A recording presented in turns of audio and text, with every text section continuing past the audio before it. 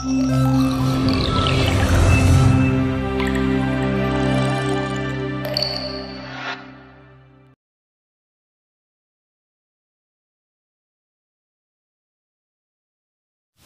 Taimiyah lahir di daerah Haron pada hari Senin 10 Rabiul Awal 661 Hijriah atau 1263 Masehi.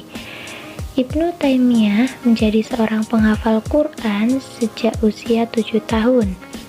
Beliau dikenal tidak hanya berperan dalam menulis pemikiran-pemikiran yang cukup fenomenal, akan tetapi juga berperan sebagai aktivis yang menghadapi musuh-musuh secara fisik. Beberapa karya yang dihasilkan Ibnu Taimiyah diantaranya Majmu' al-Fatawa, Dar'u at-Ta'arud al-Aql wa an-Naql, Minhaj as-Sunnah an-Nabawiyah, Naqdu at-Ta'sis, Al-Jawab Asy-Syahih liman baddala din al-Masih, Ar-Rad ala al-Bakri, Itsbat al-Ma'ad, Syarah hadis Pemikiran Mahosyid Syariah Ibnu Taimiyah. Definisi syariah menurut Ibnu Taimiyah adalah segala sesuatu yang tercantum dalam Alkitab dan Al-Sunnah yang meliputi akidah, al-usul, ibadah, dan politik. Terkait Maqasid Syariah, Ibnu Taimiyah memberikan gambaran melalui poin berikut. Sesungguhnya ketika tujuan yang diinginkan oleh Allah secara syar'i tercapai, maka hal itu memastikan terrealisasikannya ubudiyah kepadanya. Penetapan Maqasid Asy-Syariah oleh para ulama memiliki tujuan puncak yang terdiri dari tujuan primer atau daruriyah, tujuan sekunder atau hajiyah, dan tujuan tersier atau tahsiniyah. Ibnu Taimiyah membagi Maqasid Syariah menjadi 3 bagian, yaitu yang pertama Al-Maqsud Al-Azam, yang kedua Al-Maqasid Al-Asasiyah, dan yang ketiga Maqasid Furu'iyah. Peranan pemerintah dalam kebijakan ekonomi. Yang pertama, menghilangkan kemiskinan. Kewajiban suatu negara membantu rakyat memiliki kondisi moneter lebih menonjol. Yang kedua, regulasi harga. Jaminan upah dibayar di muka sebagai kewajiban negara memenuhi perdebatan antara manajer dan perkara terkait kompensasi. Yang ketiga, kebijakan moneter.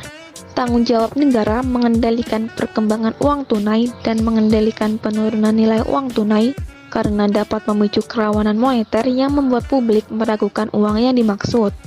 Dan yang keempat, perencanaan ekonomi. Pemerintah setuju melakukan pergantian keuangan yang luas melalui persiapan keuangan. Jika mengabaikan memenuhi persediaan barang yang dibutuhkan oleh rakyat, maka negara harus mengambil alih atas tugas pengendalian. Relevansi A. Ibnu Taimiyah sangat menyukai komponen nilai.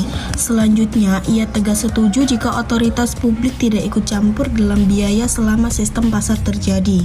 Dia merekomendasikan beberapa faktor yang mempengaruhi perubahan permintaan biaya suatu barang berubah tergantung pada banyaknya orang yang memintanya. Jika jumlah orang yang membutuhkan sesuatu sangat besar, harganya akan naik, terutama dengan asumsi ada beberapa hal biaya produk juga dipengaruhi oleh ukuran, kebutuhan barang dagangan, dan tingkat ukuran. Jika kebutuhannya sangat besar dan padat, harganya akan naik ke level tertinggi. Relevansi B. Biaya wajar adalah nilai yang dibayarkan untuk barang serupa yang diberikan pada titik dan tempat di mana produk dikirimkan. Makna biaya yang adil juga dapat diambil dari ide Aquinas yang mencirikannya sebagai biaya kejam yang khas. Artinya, biaya dalam konteks luar biasa yang dibawa oleh minat pasar, tidak ada komponen teori. Segala duka hatiku hilang-hilangkan, semua salah dosaku mohon ampunkan, air mata lukaku hapus-hapuskan, doa hari-hariku kabulkan. Maulana, Maulana ya Samidu ana birahmatika ya Rabbi la tafujana. Maulana, Maulana ya Samidu ana birahmatika ya Rabbi la tafujana. Maulana ya Maulana ya Samidu ana